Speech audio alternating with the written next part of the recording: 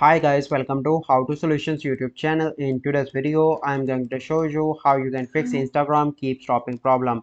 Before getting into this video, must subscribe to our YouTube channel and click on the bell icon. So the first step that you need to follow is to open Play Store and search for the Instagram, and you need to update your Instagram application. As you can see that my Instagram is up to date.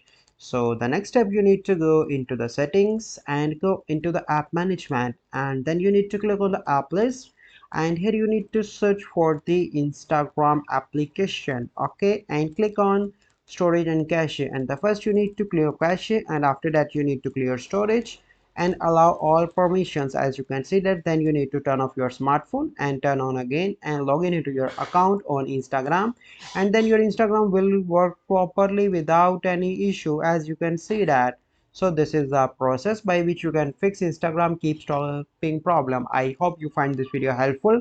If you find this video helpful, must like this video, subscribe to our YouTube channel for future videos. We'll see you in the next video. Thank you. Have a good day.